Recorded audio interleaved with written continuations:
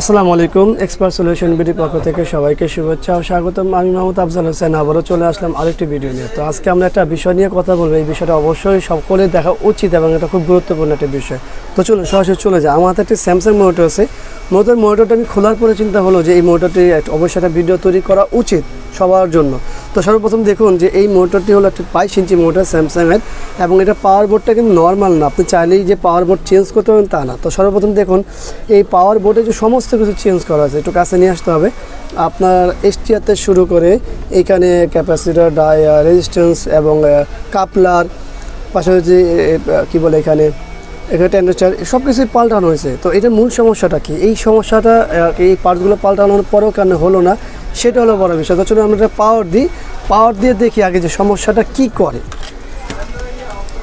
এই হলো আমাদের পাওয়ার দেওয়া, আর এখানে অলরেডি আমাদের টাচ কি বলে, এক মিনিট এটাকে একটু আটকে নিই।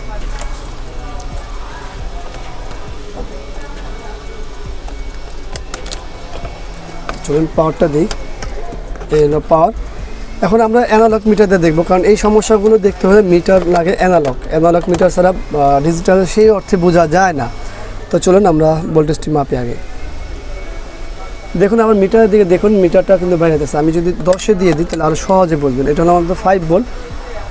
10-এ দেখাবে না, এখানে দেখাবে। এই যে 5 ভোল্ট আমার দেখুন কি স্পিডে বেড়াচ্ছে। সেম টু সেম 12 ভোল্টের ক্ষেত্রেও করবে, কিন্তু এখানে তো আমার 12 কিছু হবে না। 50-এ দিলে পরে 12-তে শো করবে। এই দেখুন খেয়াল করতে হবে যে কীভাবে বেড়াচ্ছে। আমাদের দুইটা ভোল্টেজ আউট 5 এবং 12, দুইটা ভোল্টেই কিন্তু ড্রপিং হচ্ছে। তো এটি হলো মূল সমস্যা এই স্যামসাংয়ের। শুধু এই স্যামসাং না, অনেক স্যামসাংয়ের বডি এই সমস্যা থাকে।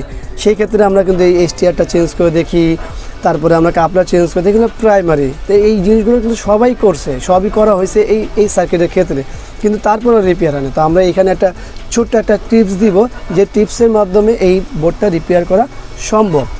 তো চলুন আমরা সেইটাই দেখি।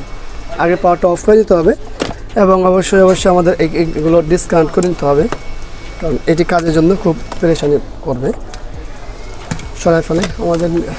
আর এখানে যে ভোল্টেজটা আছে সেই ভোল্টেজটাও ডিসকানেক্ট করে নিতে হবে। তো আমরা চলে যাই এখানে। তো চলুন খুব শর্টে আপনাদেরকে দেখাই, একটু জুম করে দেখাবেন। ঠিক আমাদের এখানে কিন্তু দুইটা ক্যাপাসিটর আছে, এই একটা। যদিও অত সুন্দর দেখা যাচ্ছে না, ভালোভাবে দেখা যাচ্ছে কি, চেষ্টা করেন যে একটু ভালোভাবে বোঝানোর জন্য। তো এইখানে দুইটা ক্যাপাসিটর আছে, এই নন পটিক্যাল ক্যাপাসিটর। এই ক্যাপাসিটরগুলো আমরা এখান থেকে ওপেন করব। সর্বপ্রথম আমরা এটাকে ওপেন করে ফেলবো, তারপরে দেখব যে আমাদের কি হয়।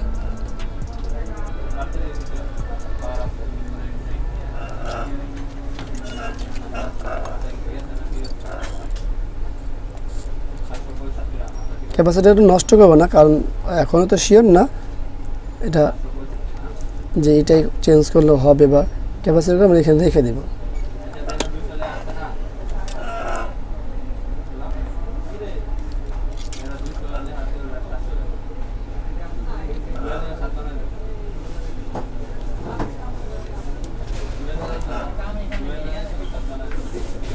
এই হলো আমরা ক্যাপাসিটারটি রেখে দিলাম। এখন আমরা এই জায়গাটা আগে ওয়াশ করব, তারপরে পাওয়ার দেব।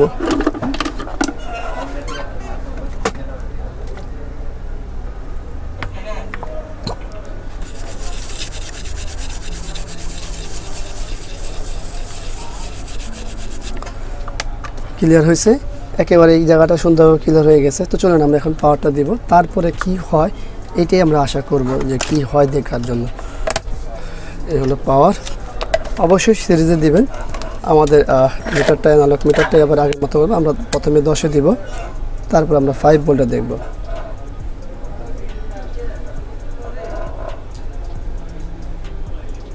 পাওয়ারটা খুলে লাগানো লাগবে। তো চলুন আমরা আরেকবার দেখি। এখন দেখি, দেখুন আমাদের এখানে কিন্তু ভোল্টেজ আর ড্রপিং করছে না, দেখতে পাচ্ছেন। এবং পাশাপাশি আমরা যদি 50-এ দিয়ে 12-তে মাপি, দেখুন এখানেও কিন্তু আর ড্রপিং নেই। তো এখন আমরা সরাসরি ভিডিও বোর্ডটা কানেকশন করি, অন্য যে ইনভার্টার আছে সব কিছু কানেকশন করে দেখি যে ছবি আসে কি না।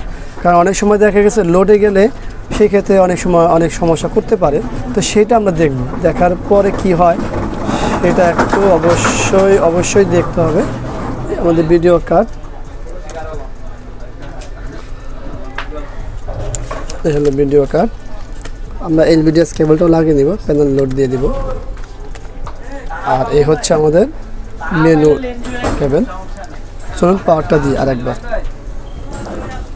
দেখুন আমাদের এখানে এলইডি সিগন্যাল কি বলতেছে, এলইডি সিগন্যাল বলতেছে যে পাওয়ার অন, এখানে এলইডি লিডও জ্বলতেছে। তো সরাসরি আমরা প্যানেলটা ওপেন করে দেখি, এই হলো আমাদের প্যানেলের ডিজিটাল চলে আসে। তো চলুন আমরা ভিজিএস সিগন্যালটা দিই, ভিজিএস সিগন্যাল, এই হলো আমাদের ভিজিএস সিগন্যাল, টোটালি ছবি চলে আসে। তার অবশ্যই আমরা একটা ফিটিং করে আপনাদের সাথে কথা বলবো, তো ফিটিং করে নিই।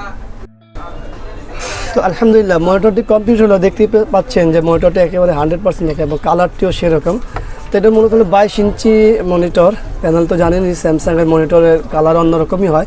তো আসলে আমরা এখানে কী সমস্যা পেলাম, এখানে সমস্যা পেলাম হচ্ছে পাওয়ারের সমস্যা ছিল, যেইখানে নাকি অলরেডি সমস্ত জিনিসই চেঞ্জ করা হয়েছিল, কিন্তু আসলে সেই পার্টসগুলো কোনোটাই খারাপ না। হ্যাঁ, আমরা দুটা ক্যাপাসিটার চেঞ্জ করেছি, সেই দুটা ক্যাপাসিটার কি খারাপ না, এই দুটা ক্যাপাসিটার খারাপ না, কিন্তু এটা অনেক সময় এরকম হয় যে এই ক্যাপাসিটারগুলো থাকলে এই সমস্যাগুলো করে।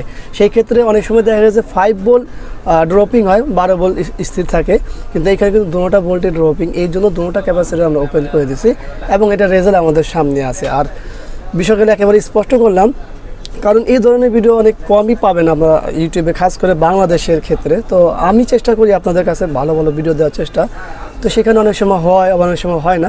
তো যাই হোক, আশা করব এই ভিডিওতে দেখে আপনাদের অনেকের উপকার আসবে। আর ভিডিওর উপকার আসলে অবশ্যই একটা লাইক করবেন, কমেন্ট করবেন, শেয়ার করবেন, আর অবশ্যই এই চ্যানেলটি সাবস্ক্রাইব করে রাখবেন, পাশে থাকা বেল বাটনটি চাপ দিয়ে রাখবেন। কারণ হচ্ছে আমরা প্রতিনিয়তই এই ধরনের ভিডিও নিয়ে আসি আপনাদের মাঝে।